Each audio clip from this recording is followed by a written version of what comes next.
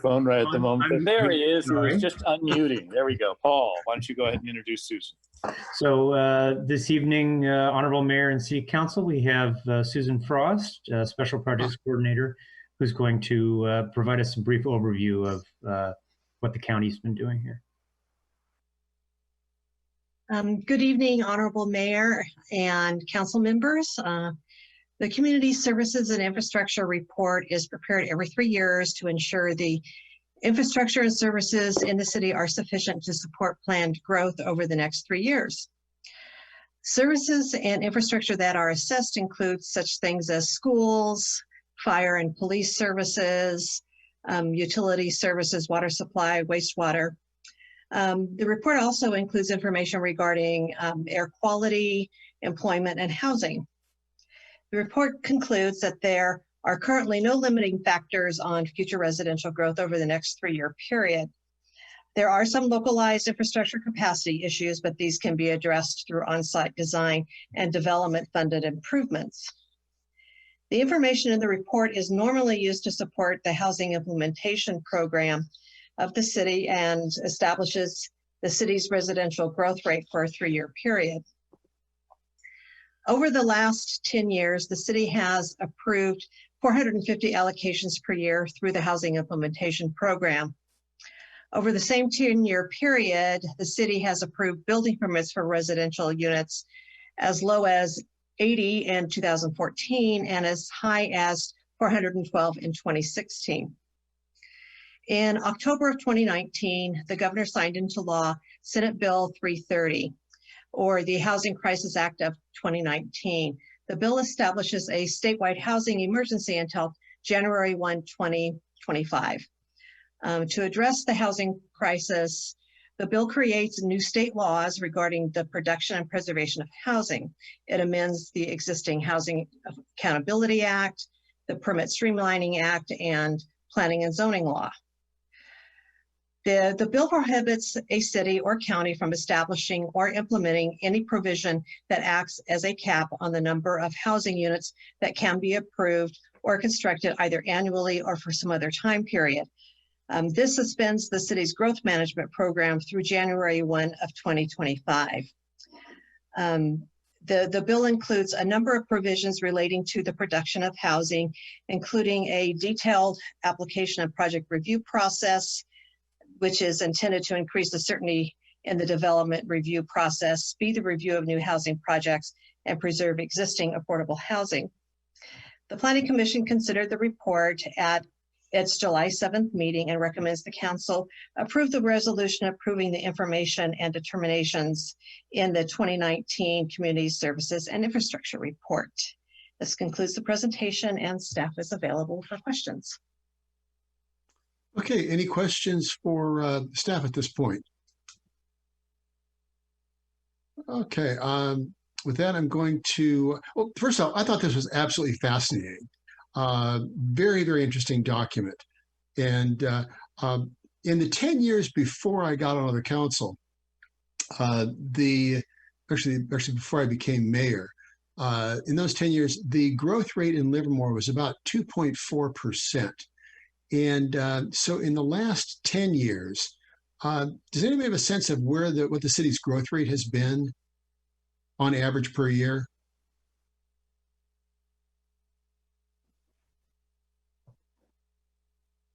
Are you asking all of the rest of us? I'm asking the staff. I figured it out a while back, a few months back, and it came in about 1%, about 1 to 1.2%. Calculated over the last 10 years. And as I said, the 10 years previous to that, it was 2.4. So I think that underscores that we are managing our growth very, very well. Now, again, having come from the water business, we would look at 5-year projections on the water so that we made sure that we had water in place to accommodate all the growth within the next 5 years. But so going through the whole thing was very interesting. The parklands, how much parkland that we need, and understanding that, for example, in 2035, there's going to be a deficit of parklands. And yet right now, we're working with LARPD because we have 85 to 90 acres of potential parkland where the Springtown Golf Course used to be.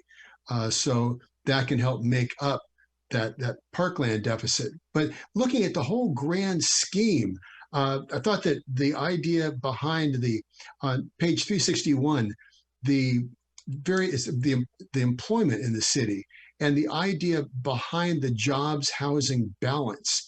And in Livermore, we've got a jobs housing balance of about 1.3 to 1, which is very important because we are ending up with inflated housing prices and traffic gridlock is because other cities are creating 10 jobs per housing unit. And that's what's causing this vast migration of people from housing centers to job centers.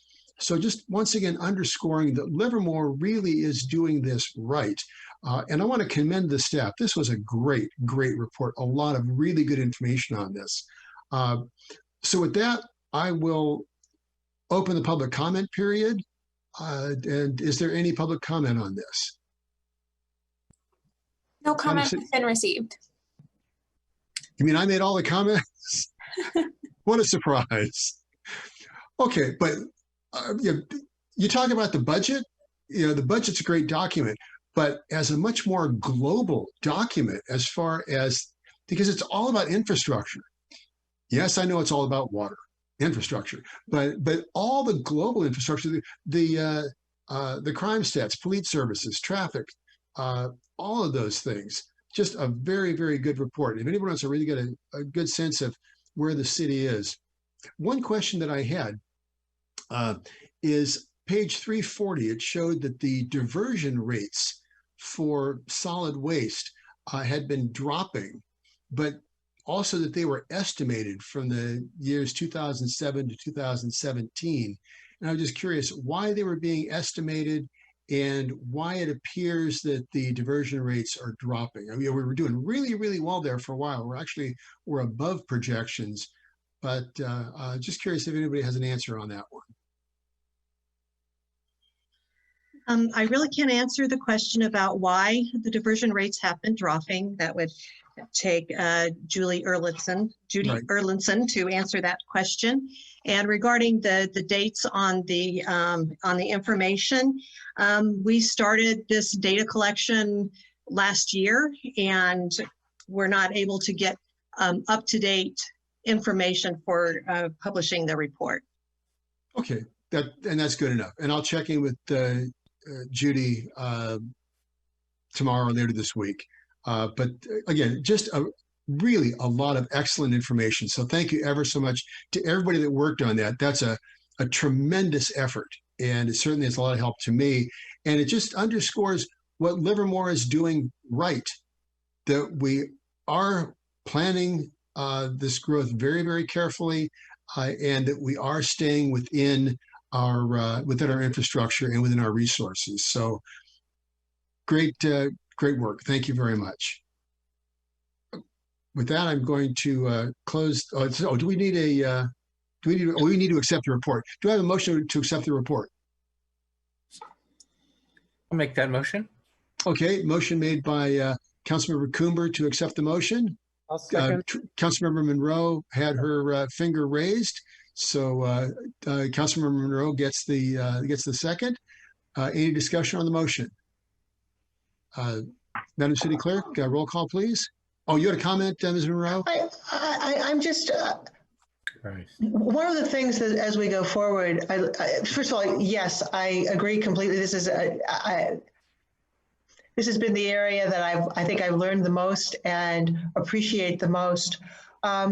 As we're thinking about going forward with the Equity and Inclusion Committee, one of the areas I've been doing reading in has been how the suburbs have been shaped by ordinances, by city planning, and so on. And so I don't believe this is formally part of what we have been looking at, but I just want to call it out as something that we should be paying attention to going forward, is how do we move towards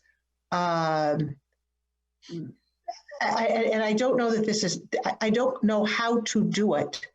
I'm just calling it out as something we should be paying attention to with regard to many different kinds of diversity. So. Okay, well, just recognize that this is infrastructure as opposed to zoning. So we do have the zoning with the housing, the inclusion ordinances and those sorts of things. But point taken. So just we need to be mindful of that. That's all. I'm not suggesting anything literally can be done, just that we should be keeping it in the back of our minds as we go forward. Okay, great. Thank you. Yeah. Thank you. Okay. Roll call, please. Councilmember Monroe, Aye. Councilmember Coomer, Aye. Councilmember Carling, Aye. Vice Mayor Warner, Aye. Mayor Marchand. Aye. Thank you all. 6.04, this is discussion and direction regarding the solar facility proposals in East Alameda County, north of the city of Livermore, and the draft solar policies for Alameda County and East County area plan. Good evening, Honorable Mayor. It's Mark Roberts, your city manager again. This time, I want to introduce Susan Frost, Special Projects Coordinator, who's going to give us a staff report on 6.04. This item was placed on the agenda at the request of the Vice Mayor regarding a discussion and direction regarding the solar facilities that are currently under review. And Susan can talk a little bit about the responses that we as your staff have given to Alameda County so far on these issues. Good evening again. Alameda County is currently reviewing 3 solar projects proposed for the East County area.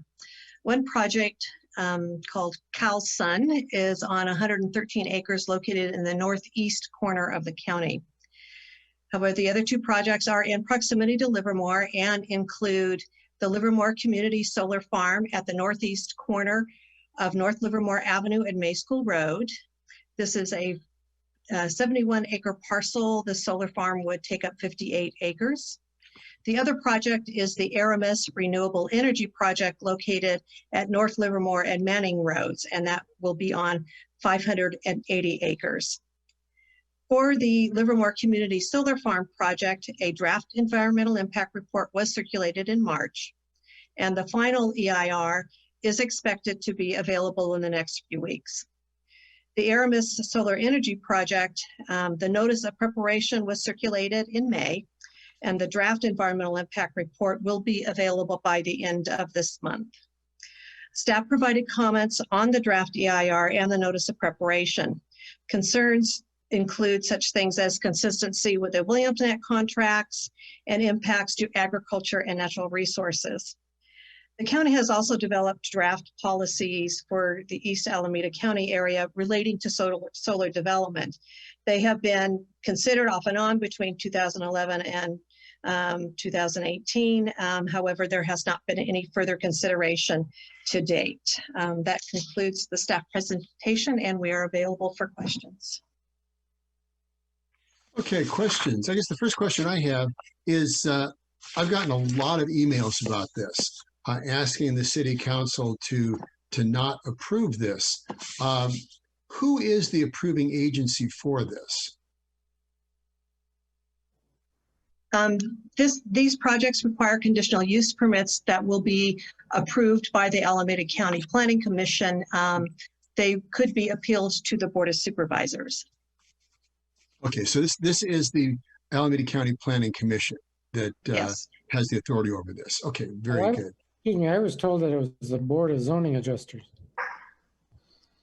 Is that the same thing? Hi. Yeah. Hi, council members. This is Steve Riley, principal planner with the city. I think to clarify, I do believe it is going to the East County Board of Zoning Adjustments. Okay. Which is, they generally handle things before the Planning Commission, and they, I think, are making the final decision on this, and that can be appealed to the Board of Supervisors. County Council has concluded, this is Mark Roberts, your city manager. County Council has concluded that these uses are consistent with the use restrictions in North Livermore and in East County, and therefore as a permitted use, the Board of Zoning Adjustments has authority to grant approval.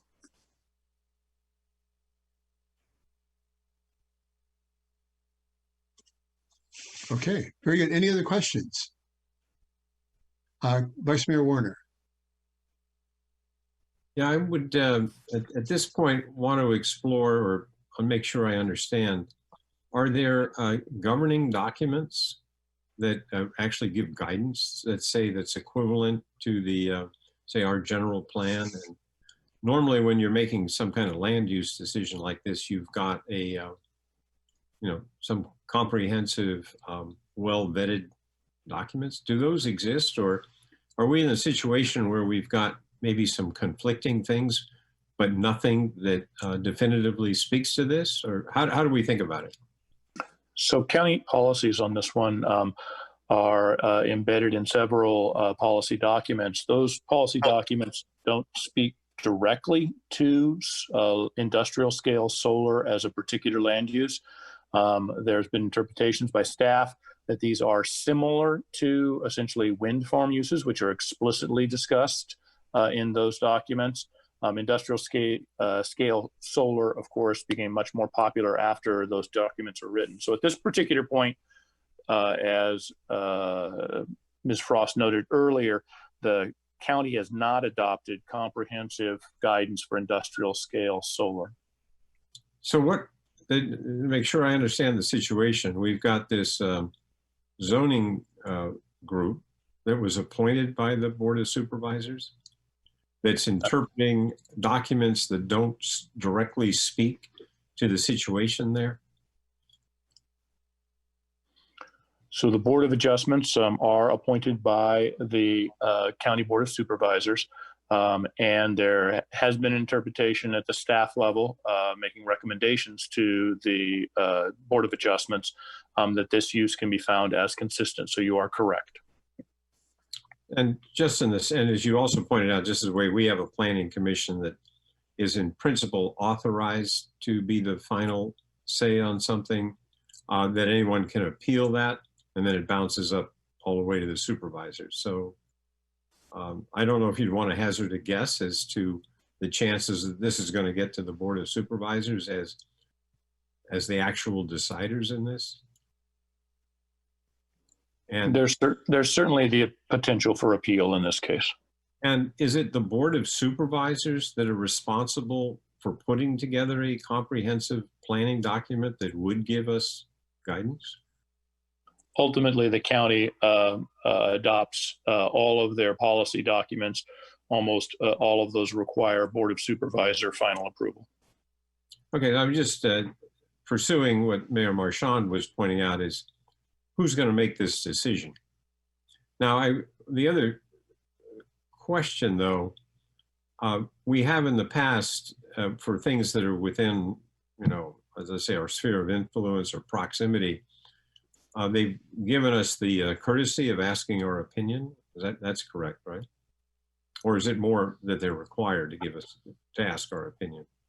They as a standard, refer items to the City of Livermore when they're within our planning area or sphere of influence. That is their practice, and we have, as your staff, responded based on our adopted policy documents. So that's their practice, but it's not their requirement? Susan or Paul, can you help me with, is that a government code requirement that a referral has to come to us when it's in our planning area? Within our sphere, I believe it is. I believe it is. And then we also actively request referrals when the county is working on something within our sphere of influence. So we've notified them for anything that's in this area to please send us a referral. So in the past, we have submitted letters to them of what our position was, correct? That's correct. Okay. And the other last thing I want to get clear on, is this nearly a decade in which they have failed to put together a comprehensive policy? As Ms. Frost noted, they began working on this issue, I believe it was in 2011. So yeah, your math is correct. Okay. Anyway, I think that I just want to make sure I understand the situation we're in, and hopefully that's helpful for the people in our community that are, for them to understand what the process is and what kind of influence we may have here. Thank you.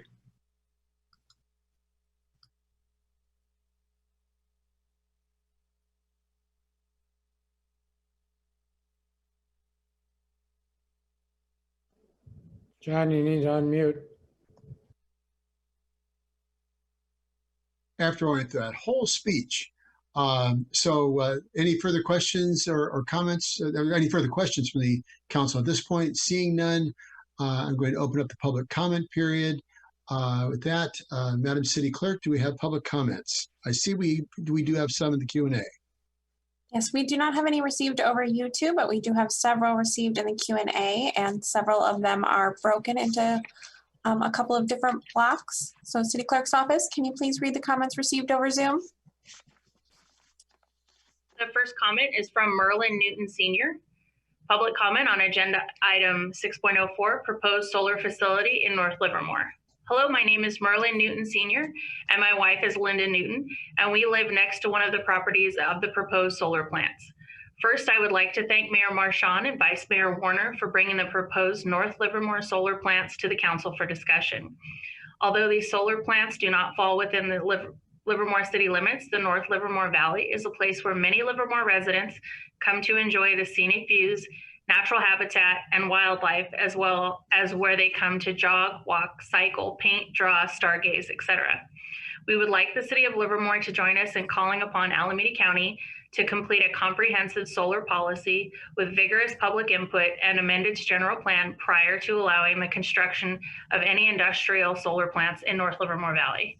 Thank you. The next item is from Fernando Estrada. Item number 604. Good evening, Mayor and council members. My name is Fernando Estrada, and I'm the business manager of the Laborers Union 2063 Research Drive, Livermore, California. Laborers Local 304 fully supports the Aramis Energy Project. Aramis entered into an agreement to do this project with livable wages and 100% union. I represent over 13,485 laborers in Alameda County and 559 that live in Livermore. I respectfully urge this council to allow the county to move forward with this project. From Gene King. Solar is excellent renewable energy, but the location is very important. It belongs in urban areas, on the roof of residential and commercial buildings, over parking areas such as Las Positas College, Kaiser, and Livermore schools. It should not be in large parcel agriculture, resource, and water management and scenic corridor lands. Livermore is the lead for designating North Livermore as a priority conservation area and should be protecting the conservation values of the area. Please reject these plans until Alameda County finishes its study and produces a comprehensive plan for solar in the county. Gene King. This one's from Marissa Mitchell. My name is Marissa Mitchell, and I represent Intersect Power, the proponent of the 100 megawatt Aramis renewable energy project in the North Livermore Valley. There has been a lot of online discussion of our project during quarantine, and I want to clarify the record to ensure the City Council and members of the public are transparently informed. If anyone has questions or concerns about the project, I encourage you to visit intersectpower.com/Aramis and get in touch with me. Fact 1, we are a local Bay Area small business, not an out-of-state corporation. About half of us live in Alameda County, and one of us is a Tri-Valley resident and homeowner. Fact 2, the project does not consist of mirrors or concentrating panels, but low-profile passive photovoltaic panels that absorb light and convert it to electricity silently and without heat. Fact 3, the project will be a largely open space use. It does not involve pavement or concrete. Solar panels will be mounted on I-beams that will be driven into the soil. About 90% of soils will be free of infrastructure, and a minimum of 50% of the ground surface within the arrays will be visible from a bird's eye view.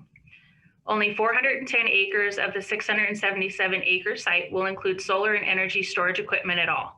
The rest will be left as open space hiking trails for the enjoyment of all citizens. Fact 4, the project will enhance habitat for wildlife, not destroy it. We will replace intensive grazing, hay production, and noxious weeds with native vegetation, managed to encourage foraging habitat for raptors, for pollinators to thrive at the project site, and perform lower intensity sheep grazing. Fact 5, the project will not be unsightly, but rather low profile and shielded from public views through extensive landscaping. Fact 6, solar panels are not hazardous and won't compromise water quality. The electrical and chemical components of solar panels are solid state and securely contained within glass panels. These elements cannot wash onto the ground or into surface or groundwater. Fact 7, solar will not proliferate in the North Livermore Valley. The Aramis Solar Project has secured the last remaining interconnection position on the PG&E Cayetano substation. Fact 8, to save our valley, we must save our planet. I was out at the site with my kids, Fiona 14 and Bodie 11, and when they saw the signs that read Save Our Valley, they asked me about them. I explained the situation, that the neighbors were concerned about losing their beautiful view shed, and we're listening to them and protecting the view, but that they still oppose Mom's solar project.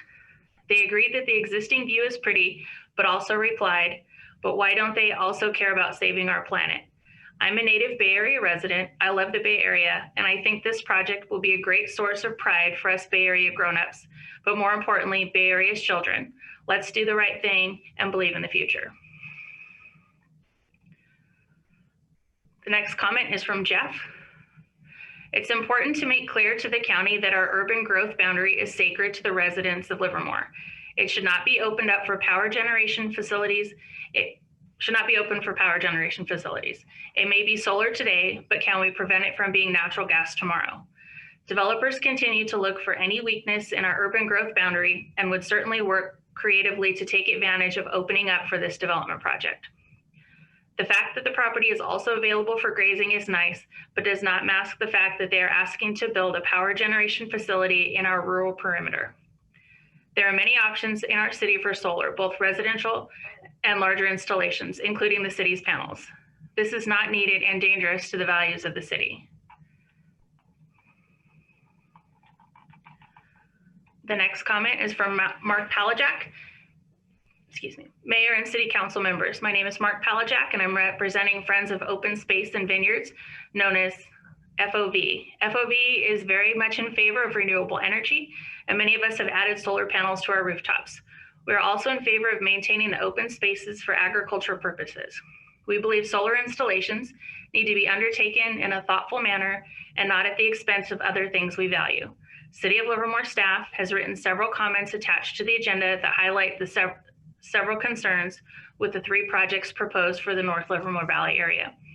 We believe the concerns, including the Williamson Act, Measure D, loss of agricultural land, biological concerns, and visual pollution are all significant. At a minimum, the county should be doing their job and develop a policy for rural solar installations before approving these proposals. We urge the council to continue to express your disapproval of these permits. Thank you.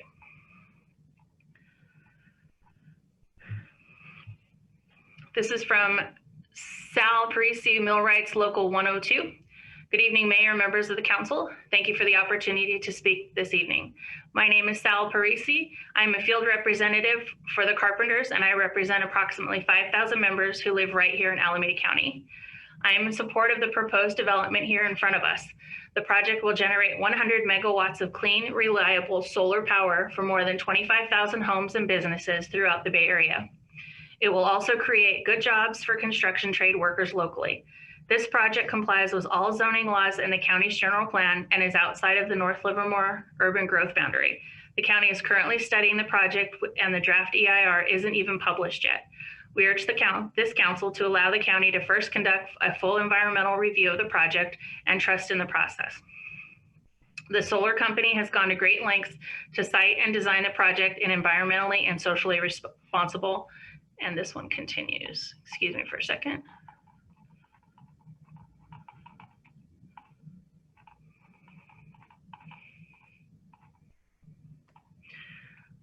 Responsible way, and they've proposed extensive landscaping to protect the aesthetic view shed for neighbors and traffic passing by. The project sponsor has made a commitment to pay area standard wages and benefits to hire locally. This is an opportunity for residents to go to work in their own community, and let's not forget, an opportunity for a great commute. In conclusion, the Carpenters Union is in full support, and we urge you to consider the positive benefits this proposed project will bring to the community. Thank you.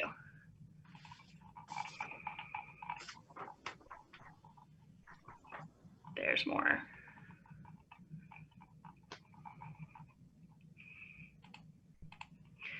Okay, this is from Vincent James Courtney. Laborers Local 304 fully support the Aramis Renewable Energy Project in Livermore. My name is Vince Courtney, and I'm commenting on behalf of Fernando Estrada and leadership at Laborers International Union Local 304 and the hundreds of working families that reside in the city of Livermore, as well as the thousands of men and women represented by the same organization in Northern California who always advocate for clean energy projects that accomplish multiple bottom lines. I am honored to have an opportunity to weigh in favor of this important renewable energy project for reasons including, but not limited to, the fact that the project will benefit the environment for decades to come. I believe firmly that everybody has an obligation to advocate for energy projects in the pipeline that are environmentally conscious and meet the needs of future generations while minimizing carbon footprints that threaten us all. And I think there's a little bit more. And also because as we move forward and in dealing with this particularly global pandemic, we need to be cognizant of the fact that they may not be the end. In fact, we'll likely be confronted with additional challenges moving forward that will require us to be mindful and nimble in order to make sure that the workforce and working families can participate in the economic engine both locally and nationally. We feel that approving projects such as this amounts to a thoughtful and deliberate approach to providing for the localized workforce and guards against economic pressure and reduced budgets in both the public and private sectors that families are susceptible to. Kindly advance this important item. Okay.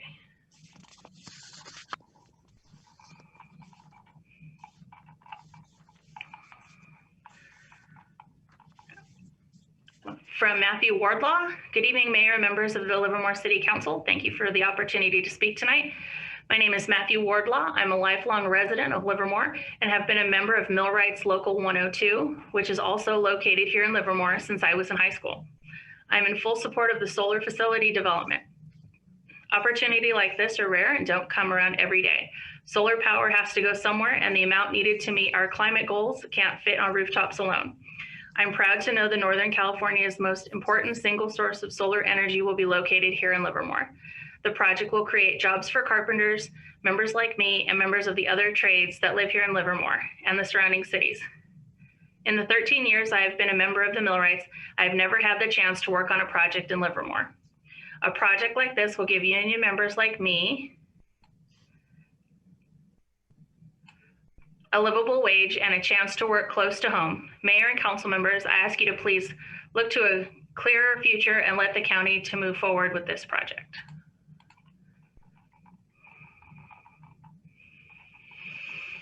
From David Nelson. Dear Mayor and council members, I'm in support of the solar project in Livermore. As a longtime Livermore resident for over 40 years, I am baffled by the opposition to the solar project in unincorporated Livermore. This area is not zoned as open space. It is not public space. The properties can be used for limited purposes, so why not generate some much needed revenue for the county while also powering 25,000 homes and businesses in the area with clean energy source? The argument that the county should place all solar on rooftops is absurd. There are not enough rooftops in the area to efficiently and cost effectively generate this much power. I like what the executive from Aramis said about how they sensitively site their solar projects with minimal disruption to the land and surrounding area. The county is studying their proposal and must follow strict guidelines. I support moving this project forward with the enhancement it will bring to the area.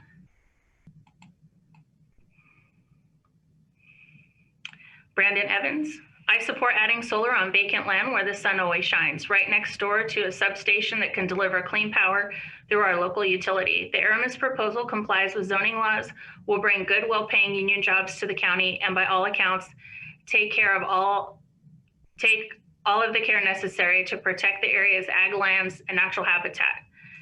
The arguments against clearly seem to be from those who don't want any change, even if it means providing a safe, clean source of power to Livermore residents. I like that the solar producer will set back from Cayetano Creek, safely capture water runoff, and create other safety measures to protect the land. So before rushing to judgment, let's give the county a minute to get their environmental report done and if there are appropriate measures to be put in place. Thank you. And as our policy, we'll read we had several comments from one person and we'll read the most current one. This is from John. There are a lot of places for solar. The environment, nature, and wildlife in North Livermore cannot be supported by the greed of solar companies. And the last comment is from Mike Frederick.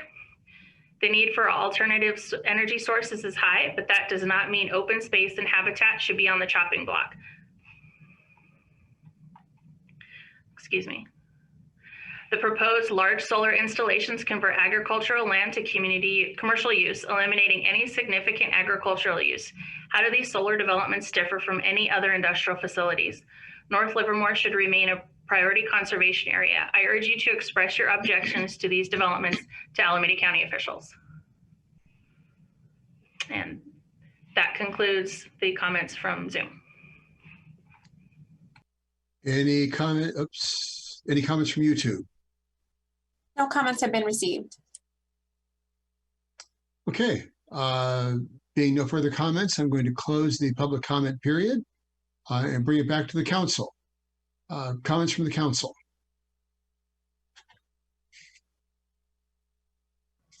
Let me start it off. Okay.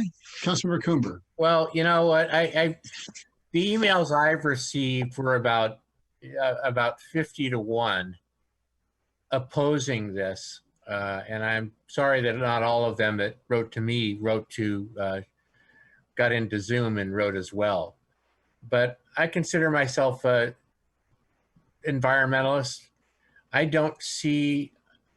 see certain cycles of life and things going on out there that will stop if these things are built. And along with ways of life that have been the basis of how Livermore started and has sustained itself over the years until other businesses came along here. I'm just not willing to concede that much land. What they're talking about is about 2/3 the size of Sycamore Grove, to put it in some perspective, for those that do get out there and hike.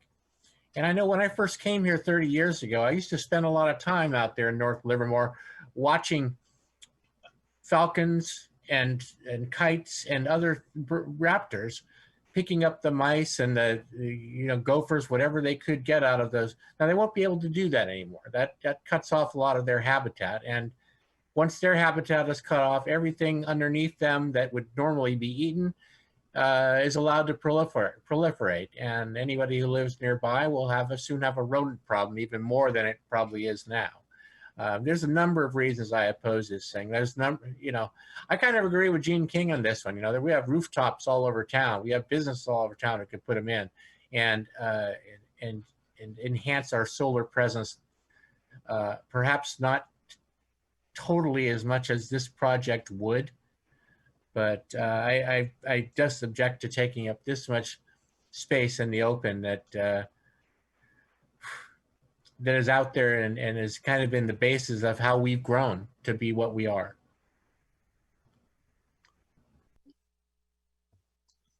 Thank you. Councilmember Carling.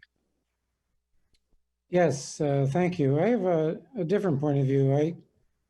I think many of us, but I'm certain not all, believe that climate change is an existential threat. And that reducing whatever we can do to reduce carbon emissions into the atmosphere is an important path forward. I also think there's some economies of scale in putting a plant such as this out in North Livermore versus trying to put solar on every building or over every parking lot in Livermore. You just can't get enough that would compare to what they could do with this 100 megawatt facility out in North Livermore.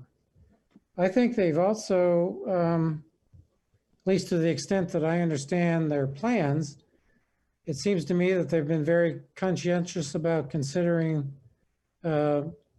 agriculture out there. I mean, it's not is no longer agricultural, used in an agricultural way. They do graze cattle out there and cut hay, but that the land isn't of much use beyond that. But the folks that are proposing this are also, I think, very cognizant of how they could, camouflage, if you will, the photovoltaic arrays from both Manning and from North Livermore. I think they're being conscientious about what they could plant underneath in terms of native grasses and so on and so forth. So I support this. I think it's time for us to move forward. And they've also got some purchase agreements with East Bay Community Energy, which I think we all support, or most of us support. And this would be another way to help Livermore participate in the state of California's goal about reducing carbon emissions and addressing climate change in a very positive way. So I realize the county hasn't lived up to their particular point of view, as Vice Mayor Warner pointed out, but I think it's time for us to support this project and see if we can move on. Thank you. Thank you, Councilmember Carling. Councilmember Monroe, your hand's up. Yes, so I'm concerned actually mostly with the idea that we don't seem to have a clear process in place. And I'd like to understand how we can make that happen so that we know what our relationship is with the county and where solar farms stand, as opposed to, I'm not sure where natural gas comes in there, but certainly windmills do. So I think that we need to figure out a way to clarify that relationship before we go forward. Number one, in terms of how the land is used, I'm very interested in seeing renewable and regenerative and agriculture take place. But in order for that to take place, and number one, and number two, I'd like to see there is a way to have solar power. I have learned a new word. It's agrivoltaic generation. When we look at the land that's there, my understanding is, as Councilmember Carling said, that it is not land that is actually being used productively in the most agriculturally productive way possible. So I'm concerned about that. But that's secondary. How we think about that land, Aramis, I'm sorry, I just forgot the name of the other plant, the other two plants, but how we think about whether solar goes there, what kind of solar, how that plays out with agriculture, that seems to me to be the secondary point after we figure, we go back 10 years and say, can we please get this done with the county?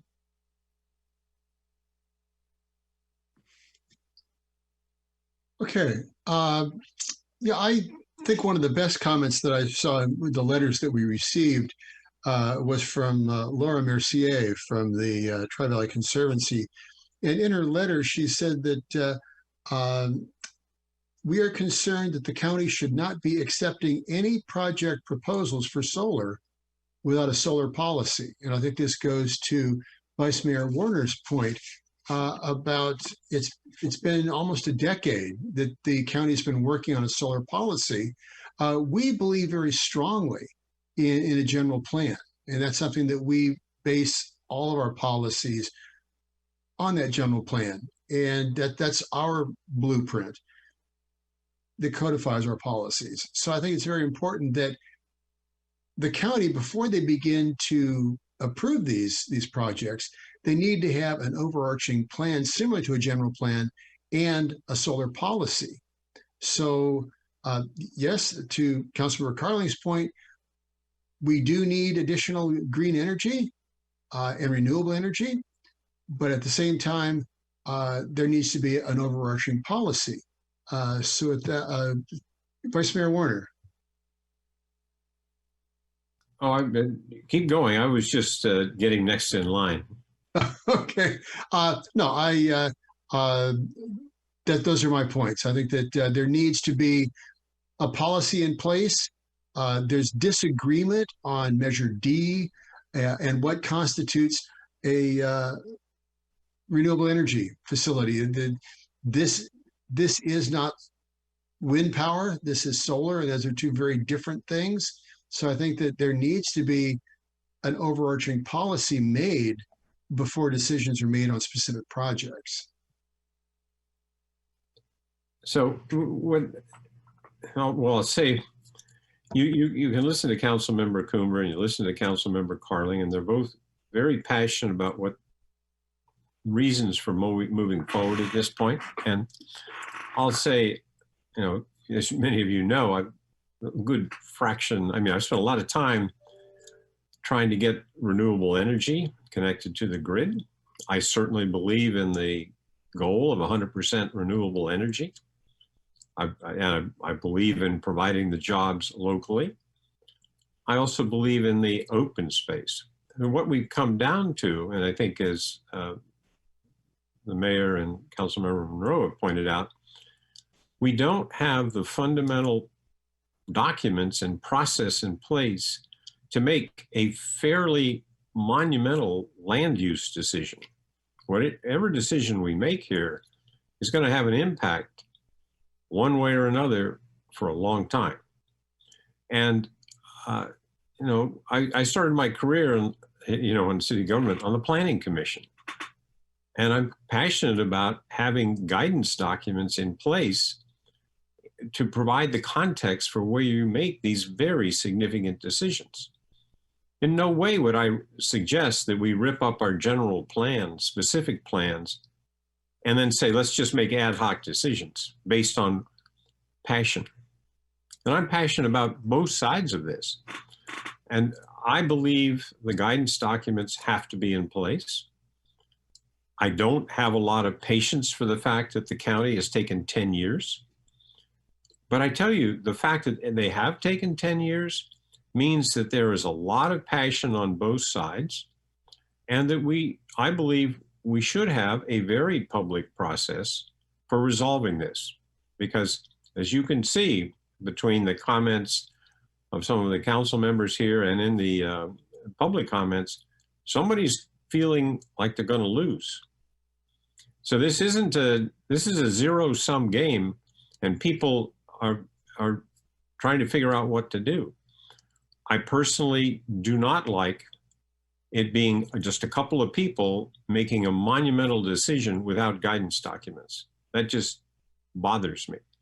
I do, as I said, I believe in renewable energy. I want to see it happen. I think we have the climate issues, no question, as Councilmember Carling said, this is existential threat, and we've got to do it. But what we're really talking about here is at what cost? These things can be sited in different places, even the large-scale plants. I know that quite well. And where you site them has a cost impact. And for sure, as Councilmember Carling pointed out, it's extremely inefficient to do this on rooftops versus the large scale. However, can we bear that cost for what we might lose, right? So that's the kind of decision. So I come out as that I believe the city should affirm, as in the past, frankly, that the county get its act together and put a policy in place in a public process for which we can make these very significant decisions. And so that's where I'm at.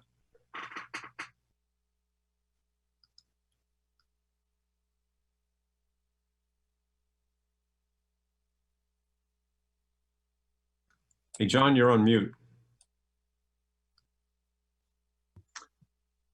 So what we're looking for tonight is discussion and direction. And my feeling is I agree with Vice Mayor Warner that we need to have a plan in place. Well, actually, we don't. The county does. And I share his concern that this decision ultimately is being made by 3 people that were appointed by the Planning Commission, or by the Board of Supervisors. 3 people appointed by the Board of Supervisors that, those 3 individuals are not beholden to the electorate. They there needs to be a public process where these decisions are made, that these policy documents are developed so that there is a consistent plan in place, and that this just isn't done piecemeal across the plains and hillsides of North Livermore. So I agree with the Vice Mayor. I think there should be a plan in place, and I would support. Was the third or fourth letter to the county, reiterating and emphasizing that point, that there should be a plan in place before projects come before the county for approval. And if I could add, I want to make it clear that we do have a climate action plan. We are very concerned about the environment. Mm-hmm. And that these are principles we hold dear. But we need a process, because this isn't an easy decision. And I mean, let's put it in perspective. We had a vote as to where a hotel should go. Are you saying that we should have 3 people on something as monumental as this in a non-public process? It doesn't work for me. Council Member Monroe, followed by Councilmember Carlick. Yeah, so I think that's a great idea. How do we hold their feet to the fire? I mean, it's been 10 years. How do we ensure that something happens this time? Or how do we, well, sure. We send them a more strongly worded letter. And then what? Seriously, I mean, I think we have to be able to find some way to hold them accountable, whether that be simply sending a letter, whether it be going to the press. I don't know how to make it happen, but it is not, we have people waiting for decisions about EIRs and about building solar farms. We have other people saying, no, this is not okay. We have a climate that's changing over the past 10 years. Waiting another 10 years really isn't an option.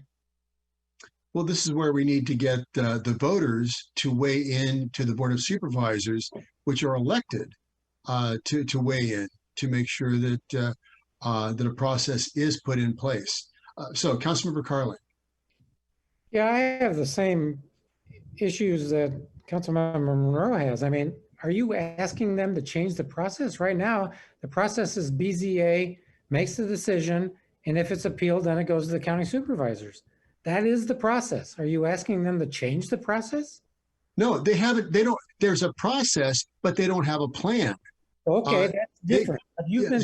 But they don't have a plan. So the point is they've been working on this, and they've been kicking the can down the road for the last 9 years, and they haven't adopted a plan.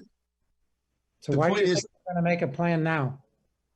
Well, because they're going to be approving projects without a plan. And the idea of we're just taking somebody's word that there will not be additional piecemeal project approval. As I understand it now, BZA can make a decision. There doesn't have to be a plan in place. Well, right, because they believe that industrial solar projects are the equivalent of windmills, wind farming. Okay, as long as we keep kicking this can down the road, we're not going to address climate change the way we need. But you're correct. There needs to be a plan in place. I'm in favor of moving forward. I think it just sounds like to me you want to kick the can down the road. No, I don't want to. They've been kicking the can down the road for 9 years. It's time to tell the county to get on the ball and develop their plan.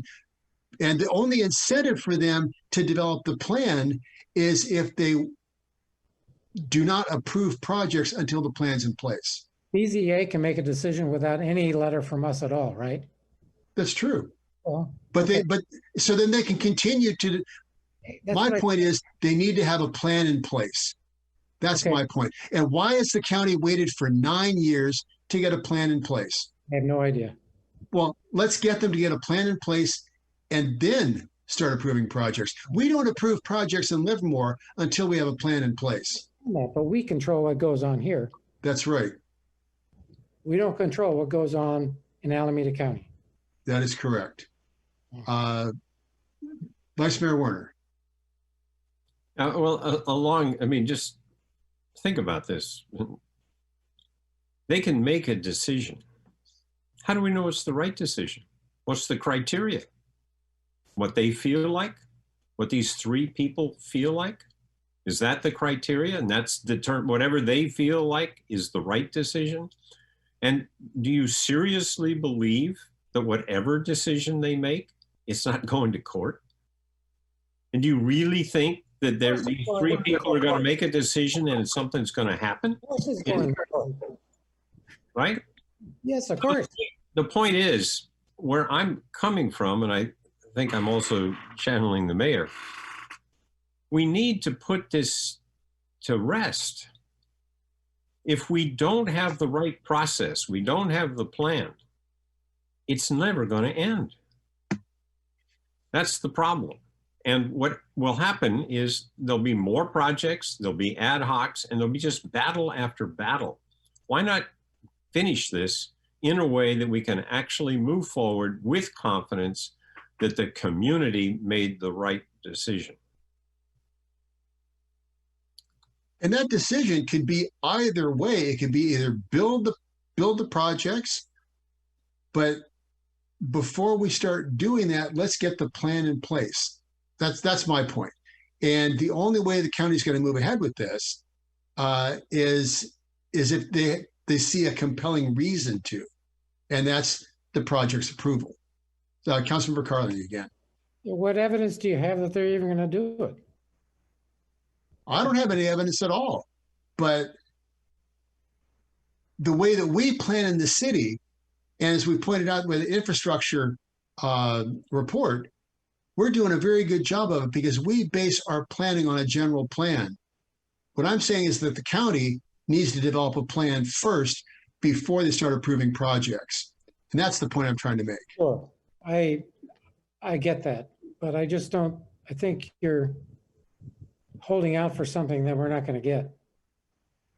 And that's my...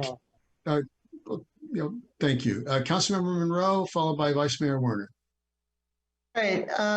So I would like to see us ask them to do this, and I would like to see us ask them to do that, develop a plan so that we know what the process is. And I know there's a process, but this would be more defined process, let's just say. And I'd like us to be able to put a time frame around it of some kind, because again, I don't want us to be in a situation where we're just kicking the can down the road. I think I don't see the stick at the end of this ask. I'm not saying it can't be developed. I'm not saying that we can't have some sort of collaborative piece, but I'd like to see that happen as well. Any thoughts? I think the stick, and I think the stick, as Vice Mayor Werner pointed out, is that there are probably lawsuits lined up behind this. So if there is a plan in place,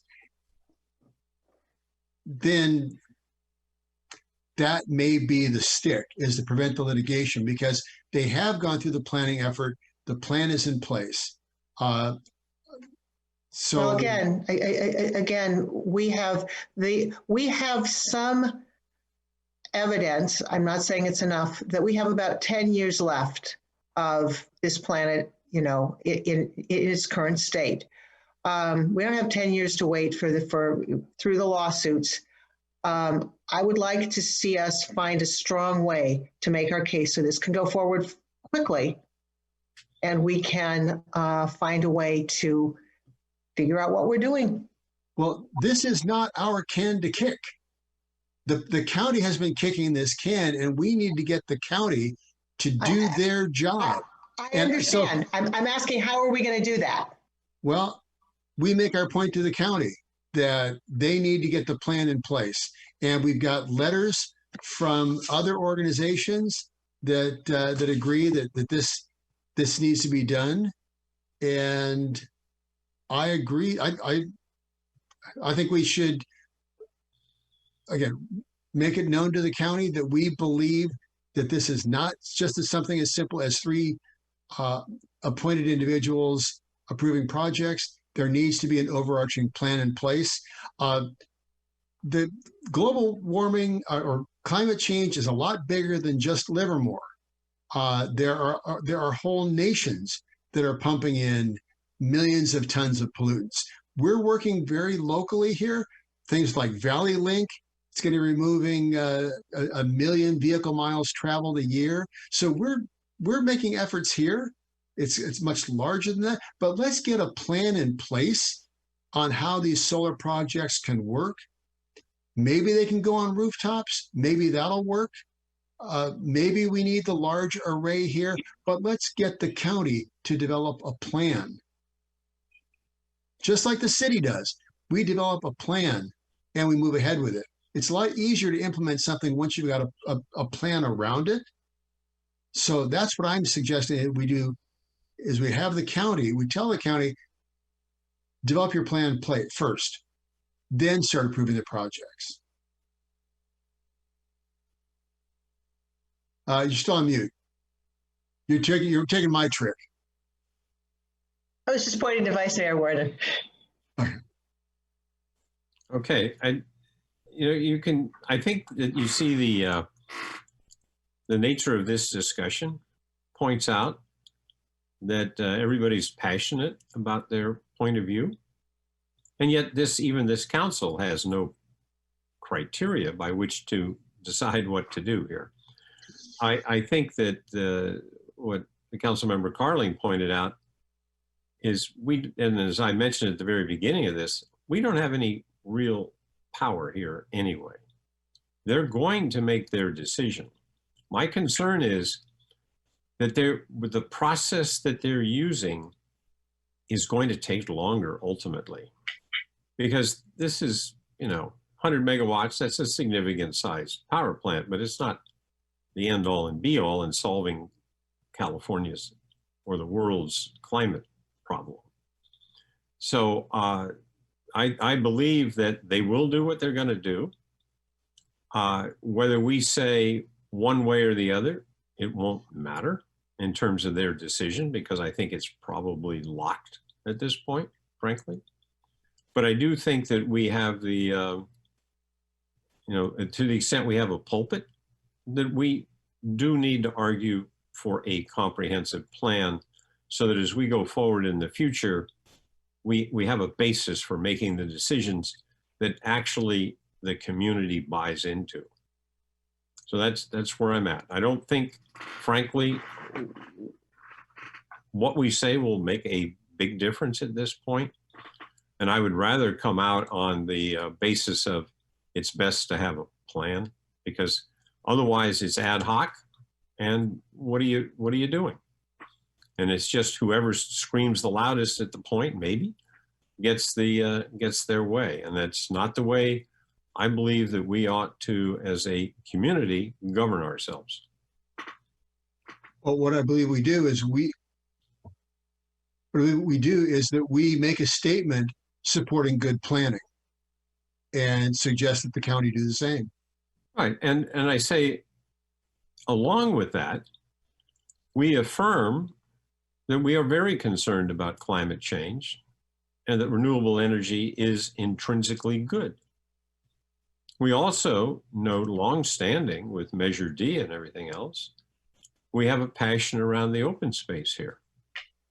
We need a method of resolving those diametrically, possibly opposed beliefs. That's where I'm at. Okay, so I'm kind of getting the sense that there's 3, maybe 4 points of consensus here, recognizing Councilmember Carling's issue about, well, how do we stop the can from continually getting kicked? But I see 4 votes of consensus here to direct the county to come up with a plan, and would invite Councilmember Carling to come along with us. You can make that 5. But I was counting you already among the 4. Depends on what it says. Okay, let's have council, let's have staff draft up a letter to the county based on our 3 previous letters, but emphasizing our support for developing a comprehensive solar plan to provide policy direction as the council moves, as the county moves ahead with solar installations, and looking for a long-term solution as we're looking at solution to climate change. I saw the city manager sort of weigh in for a moment. I was just, what I was going to suggest is that you actually repeat back to us the major points you were going to need in that letter, and you just did that, so thank you. Oh, okay. So is that the direction of the council at this point? Yes. And then we would bring this back for your consideration at a subsequent meeting. Can I add one other thing in that major point? Okay. Is the sense of urgency here, that we do need this resolved quickly, as we need a path forward, and we need to get there, because there are things that matter here. As I said, there's climate change, there's the jobs, there's the open space. We need to quit arguing about this as a community and resolve it, and quickly. So I would put the sense of urgency. Add to that letter the sense of urgency. Right, we want it done by December. Yeah. Agreed. Okay. Sufficient direction, Mr. City Manager? Yes, and you'll certainly find out next time if we got it right here. Fear not. We will provide additional direction if need be. There we go. Well, great. Thank you so much. And thank you all for the comments tonight from the public on all sides of this. As the Vice Mayor pointed out, we are all deeply passionate about this. So we've got the open space advocates, we've got scientists here, we have social scientists, sociologists, we're all over this. So we are all passionate about this, but there needs to be a plan. Because as has been said before, if you fail to plan, then you plan to fail. So with that, moving on to matters initiated, and going back to council members, Councilmember Coomber. Well, you know what? I've got nothing to report on this time, and I actually have no matters to initiate. I think I did all the talking I could do. That, you know, unless I have to report on my doctor's visits to UC Davis, I really got nothing else to share at this point.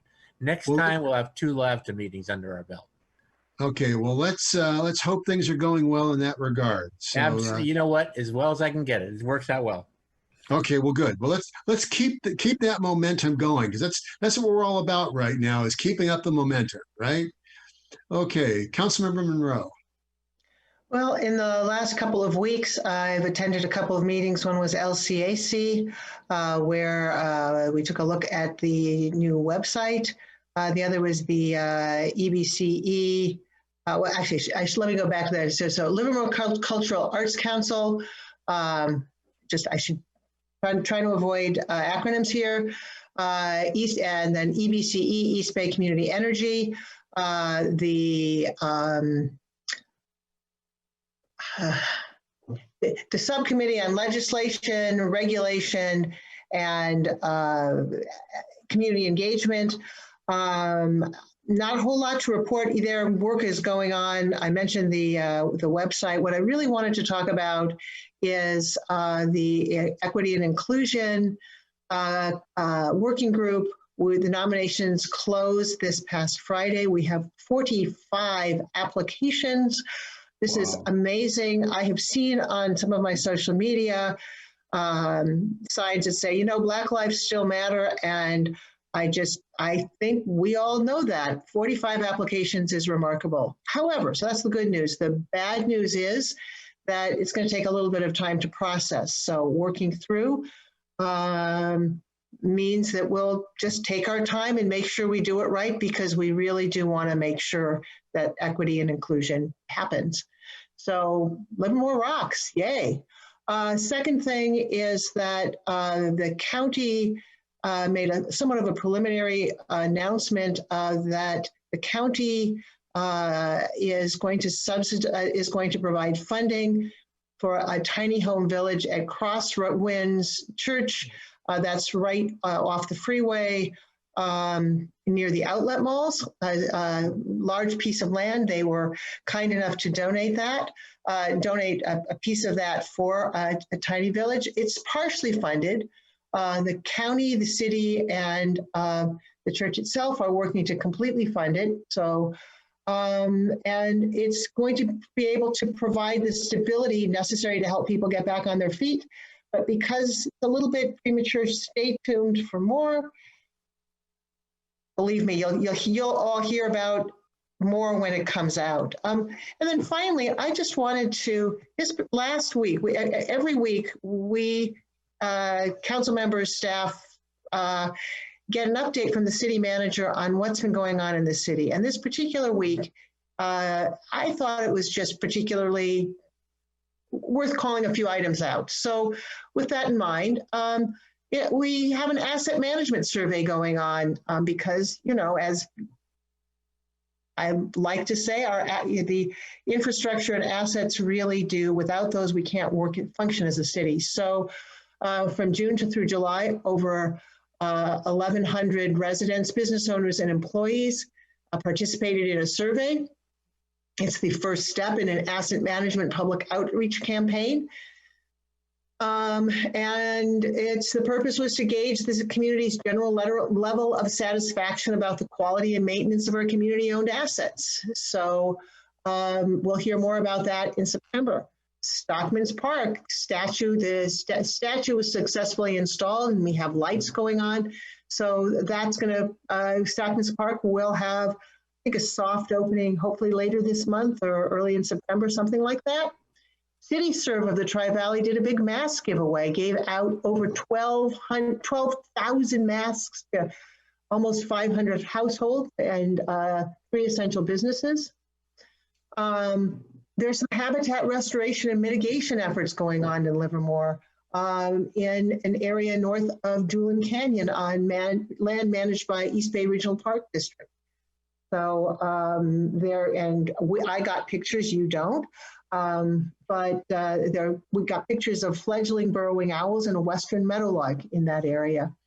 And finally, the city, along with the school district and LARPD, is working on connectivity to reduce some of the digital divide that is become really apparent during the pandemic. So working on to understand the barriers to connectivity and manage them better. So I thought that was worth calling out. I am so pleased to be able to work with a city staff that is as driven for public service as this one is. So thank you all. Well, thank you. Councilor Carlin. Yes, thanks. I didn't have any commission meetings since the last city council meeting, but I did have the opportunity to go out to the creek area north of Coles on Thursday with Mayor Dave Halbert from Dublin and Steve Wright, who's on Planning Commission in Dublin and also volunteers with Open Heart Kitchen. We met with a number of homeless that were out there to talk to them about how they are faring in this time. And again, it was interesting. I often ask them where they're from. And again, 3/4 of the ones that I spoke to are from Livermore.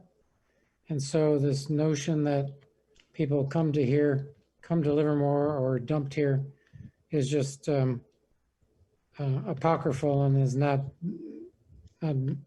supported by the facts, at least from the point of view of my interviews with these folks. I do think that they've been, appreciate the help they've been getting from the city. And so I want to call out to Claudia Young and her team and Eric Arenga and Van Reisler and so on, all those folks that are on a daily basis helping these folks. So they're still struggling out there, as you might imagine. And but they do appreciate what we can do, and we're looking at continuing to serve that population through the homeless subcommittee. And I think we have a meeting next week, or no, later this week, I think, to continue discussions in that regard. So that's all I have for tonight. Thanks. Thank you. Vice Mayor Warner. A couple of things. Want to, build on a couple of things Councilmember Monroe said. So we're going to get the statue. Do we have a mask for it already? It's like the one of Big Mike, right? Big Mike had the mask on at the rodeo. Right. Your staff's already working on that, sir. Great minds think alike, and so do ours. Okay, well, there you go.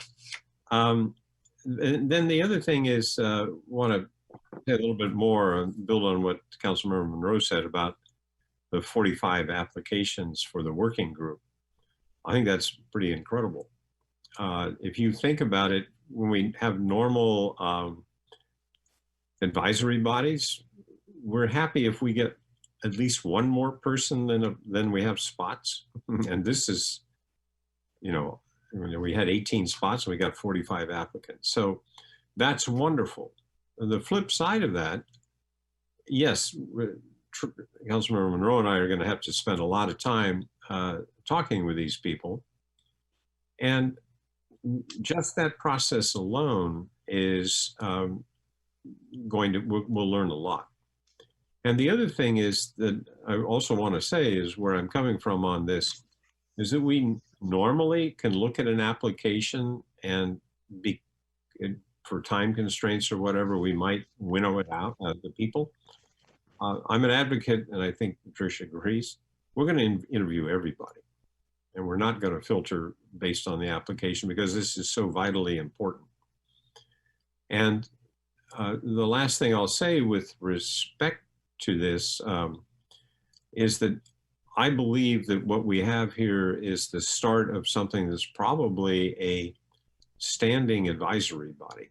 So we're going to take this extremely seriously, and look for people that can do the work and be passionate about their points of view and can work with others, because we do want to bring the community together. So that's what I wanted to say about it. And so we're going to be buried with a lot of talking with people, but I think it'll ultimately be really good. And we learned a lot talking with people just when we developed the framework. And so there's a lot to be gained here. And I'm glad that city staff will help us with this. The other thing that I wanted to do that's related to the equity and inclusion, remember we started out thinking that this was going to be called the Public Safety Subcommittee, but we've morphed that into the equity and inclusion with implications for public safety. And I've received a fair amount of inquiries, and I think other council members have as well, as to what's the process for hiring the new police chief. And so I would, at this point, I'd like to ask the city manager to say a few words about that, but also to make sure that that we put up on our website exactly how it's going to go. And I think there are two parts of this. One is, what are the documents that guide us in how this process works? And in specifically, what is Mark intending to do? So if you could say a couple of words, Mark, that would be helpful.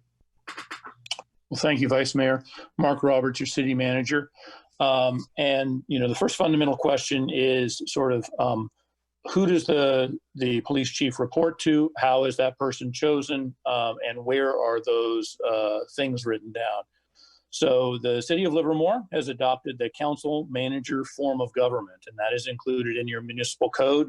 Section 2.08.060 talks about the relationship between the city manager and the city council, and defines the things that the city manager is responsible for.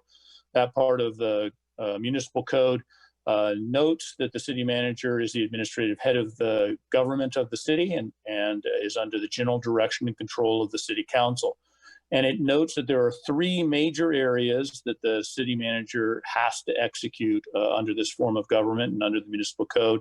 The first is the responsibility for enforcement of laws through subordinates. Essentially, my job is to help enforce your directive. All ordinances, resolutions, local laws ultimately gain their compliance through me, and I delegate that authority to various department heads. The second is that I have authority over all employees, with the exception of those that reside in the city attorney's office and the city treasurer. All of those ultimately through their supervisors, managers, and department directors report up to the administrative head, which in this case is the city manager. And finally, the last major area delineated by the municipal code is the appointment and removal of officers and employees. And with the exception of the city's attorney's office and the staff in that office and the city treasurer, it's the responsibility of the city manager to appoint and, when necessary, discipline or remove any employee outside those exceptions that I just noted. In addition, the powers of the city manager are delineated in the personnel rules, which are ultimately adopted by the city council. Just like the municipal code is adopted by the city council and it becomes our local law, the personnel rules are ultimately also adopted by the city council. And those note in section 106 that the city manager is the city's personnel officer, may delegate those authorities to others on staff. But essentially within that, the city manager has the power to appoint and remove all officers, department heads, employees, subject to the rules that are adopted here. So that's the basic basis. And this is very consistent with the council manager form of government. Essentially, the majority of cities that are considered mid-size, which is our size, throughout the entire nation use this form of government. It divides the power to actually implement things between two major components. One is the power to essentially grant budgets, pass laws, and ultimately hold residents and staff accountable, and that resides with the city council. And the other is the administrative head, which the council chooses. That's the city manager in this case.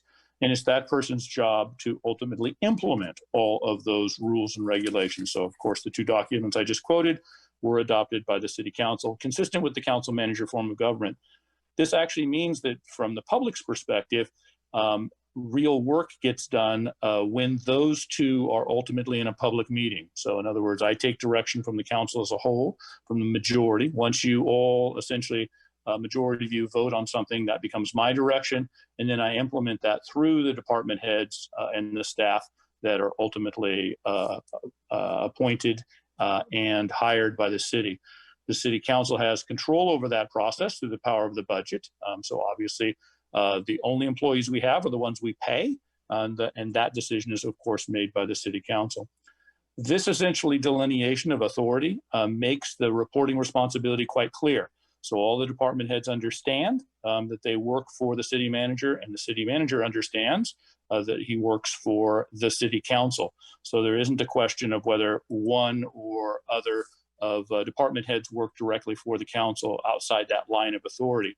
So essentially you have two employees, your city attorney, who provides you legal advice to the municipal corporation, and then your administrative head, which is your city manager, to accomplish that.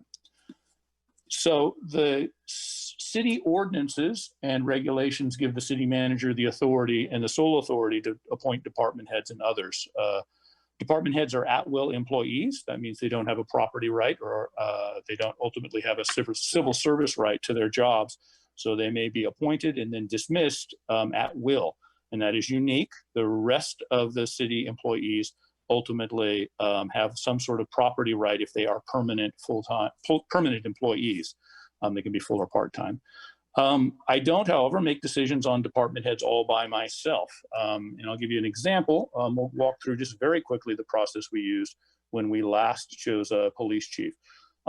For a high-profile position like a department head position, and certainly in the case of the police chief, we hire a nationwide recruiter.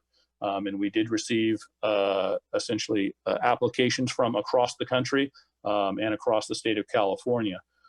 So essentially that recruiter sits down with me and members of our executive team, members of the department, and ultimately gets direction on the actual recruitment process. We actually go through a process where that information is written down and sent out so everybody understands what the rules are and how we're going to actually evaluate things.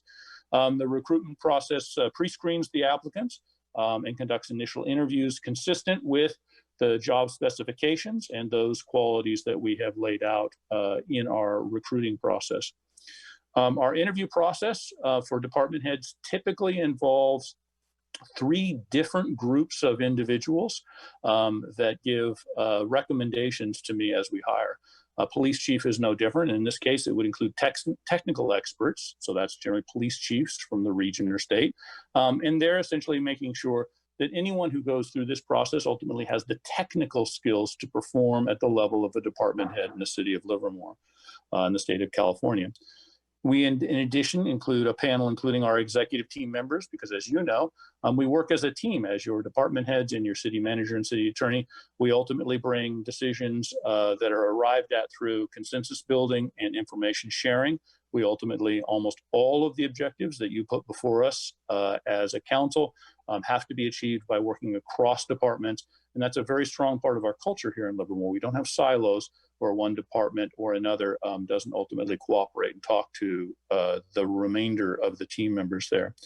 We have labor representatives that essentially in the case of the last time we hired a police chief, including both our police officer, police management group, and also our miscellaneous employees represented by ALE, all had a voice in this process about what they wanted to see as a manager, supervisor, leader to give direction and to ultimately hold the police department accountable.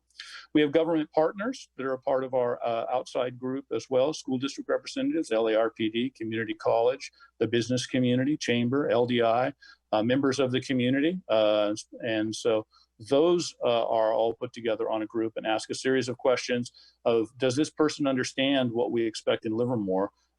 And understand how we expect, in particular, in this case, our police department to interact with the community. Understanding those voices from the community is an important part of the evaluation process. Each of those groups make a recommendation to me. I generally involve the top 3 or 4 candidates that are made it through this screening process. To give you a sense, we had almost 100 applications last time we went out. We're certainly an employer that a lot of people want to work for. So I think we will have a good variety with very good qualifications as we move forward. Finally, ultimately, I make the decision to ultimately hire a staff person or a department head in this case. So that's just a quick outline of the process. As we're going through this process, there's a couple places where we're going to be looking for input from the broader community. And part of that is in talking to our recruiter before they do the screening process to understand issues that are important. We have included council members as voices in that process in certain cases for department heads at the things that we would want in an ideal candidate stage.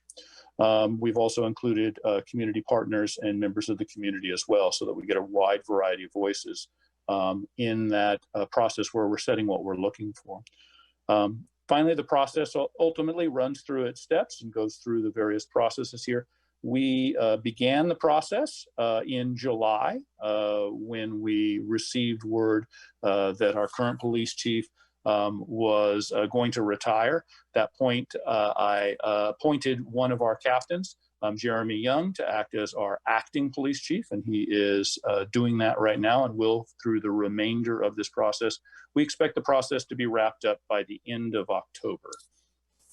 And I'm certainly available for further questions about the process or the authority.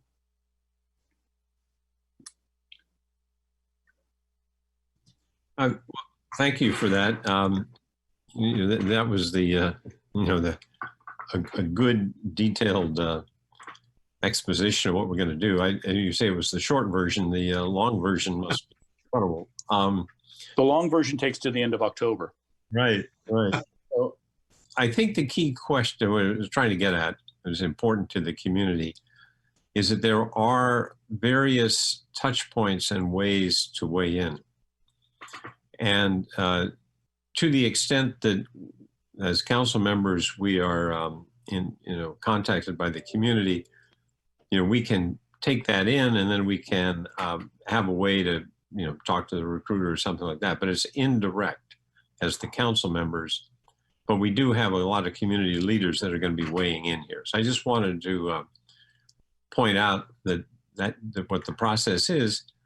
And what I would also like to make sure that everybody understood is that you're being very tuned in to where we're at as a community and what we need. And that's the only other thing I would say is that the assurance that you will, this process will be listening carefully to the community. And that's absolutely the case. Ultimately, we want the person chosen to do this to be the kind of leader that moves the organization forward and ultimately is consistent with the goals that you laid out in the Equity and Inclusion Subcommittee of making part of the group that makes the city welcoming and makes the city, builds a city where everyone feels as if they can belong to our community here. And choosing the right people at leadership positions in the organization depends on us being aware of that and listening to that. So, and if people do have specific comments, concerns, issues that they want to make sure that I'm considering, you can absolutely send emails directly to the city manager's office, to my email directly, and I will absolutely make sure that I'm taking that into consideration, because you are correct. It's essential that we make sure that this person is a good fit for our community and what we want it to continue to be and what we want it to become. Okay. Thank you. And I hope the other people, appreciate that. I think this is very important to the community that everyone understand that how we're going about this and that we really do care. So thank you. Okay, well, thank you very much. The Cliff Notes version. I'd like to address a few things that were brought up from some of the other comments. Councilmember Monroe brought up the tiny homes project over on Friesman Road with Crosswinds Church. And that's a very important project. And that's one of the main components of that is one of the causes of homelessness is and I learned this from Steve Adler, the mayor of Austin, Texas, who worked with some of the community folks down there, especially the churches, to create a tiny homes community. And one of the main causes of homelessness is the catastrophic loss of connection to family and community.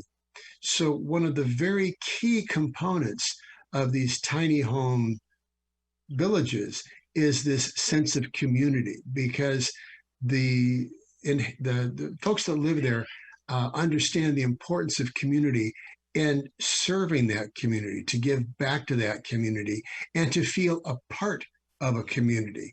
And that's one of the very fundamental pieces of the success of a tiny homes community like the one that's going in at Crosswinds Church. The Equity and Inclusion Subcommittee, this is going to be an extensive process. This is not going to be something that's quick. Everybody wants to be able to go in, just check the boxes and to be very quick about it. But what's important is that as a city, we can't legislate what people think. Now, we can tell our employees how we expect them to conduct themselves, but we cannot legislate how people think. So that's where these conversations with the community, the conversations with this subcommittee, this is going to be so important, because we're going to hear from these individuals and from our community these stories and these conversations. And what's going to be so important about that is we are actually going to be working to change the way people think. So people do not think like bigots. They do not think like racists. That we're going to change the way people in this community think to ensure this community continues to be a welcoming community. As I've said many times, Robert Livermore was known throughout the region for his kindness and his generosity, and the acceptance of, as Joshua Neal said, the acceptance of immigrants. So that continues in the DNA of our community. Maybe not all of our community, but that's what the focus of this Equity and Inclusion Committee is going to be, is to change the way people think, to ensure that Livermore continues to be a community that welcomes everyone. With that regard, education is going to be so important as part of that. So learning from this community, from these community conversations, and then educating the community, creating that culture. And this is what's so important. And I appreciate the city manager's points tonight about how we're going to pick the police chief, because what is so important is across this entire country, we've seen how there were police departments that checked the boxes, that there were policies that they checked the boxes, but they did not create a culture that internalized those points, internalized those policies, so that they created a culture where the community manifested that culture. And that's what's so important about having Chief Harris on board, is he implemented these 8 pillars of policing that were so fundamental to the creating of this culture that we have here in Livermore. So I think that that's going to be all of that coming together, the policies, the culture, and the Equity and Inclusion Subcommittee. So I appreciate all the tremendous work that's going into maintaining that culture here in Livermore. So that's my comments with the previous council members. July 28th, I attended the Innovation Tri-Valley Vision 2040, looking at the assets that we have as a region, and how do we build upon those assets to ensure that this community and the region will be successful and will continue to be an innovation hub as we move ahead to 2040. On August 5th, we had the iGate Board of Directors meeting, and we talked about the governance structure going into the future, because one of the things that we're going to be seeing on the iGate board is that there will be 4 new mayors on the iGate board. And how do we look at that governance structure, and how do we codify that to continue the mission of iGate and Daybreak Labs as we continue to be that innovation hub for the region. With that, the one thing I would like to initiate is working with some of the folks from the Quest, the future science facility in our downtown, and also Lawrence.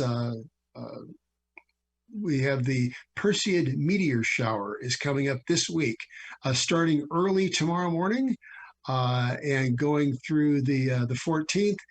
Get out, look to the northeast sky, and it is truly one of the most spectacular meteor showers that you will see. So get out there, look at that. With that, thank you very much. We're going to be continuing this, or we're going to be adjourning this to an adjourned regular city council meeting Monday, August 24th. It'll be a Zoom meeting. Look forward to seeing you then. Thank you very much. Honorable Mayor. Oh, yes, we're going to be, that's correct. Thank you so much. We are going to be adjourning to a closed session. Good catch. Thank you. We're adjourning to a closed session. So if anyone has any comments that they would like to make to the city council before we go into closed session, I invite those comments now. Madam City Clerk, do we have any comments before we go into closed session?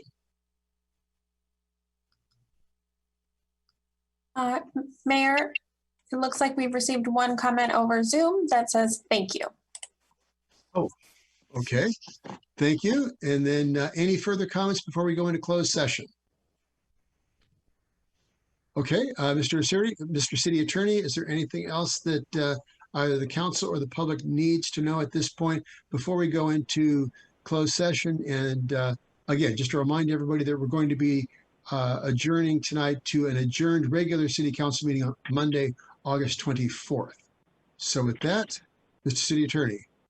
Very good. I would invite the council to join me in closed session, and we will return to this Zoom platform and the YouTube platform once we've concluded. Thank you. Very good.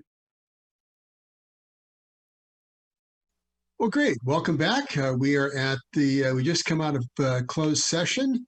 There is nothing to report out of closed session. Once again, we will be adjourning to an adjourned regular city council meeting Monday, August 24th at 7 p.m. on the Zoom format. Mr. City Attorney, is there anything else that we need to include? No, sir, you already made the announcements. We're good. Thank you. Okay, excellent. Well, once again, thank you very much. Thank you for all of your input for tonight. And with that, get out there and see the Perseid meteor shower. Look to the northeast, and we will see all of you not before August 24th. Thank you very much. Have a good night. Thank you, John. Bye.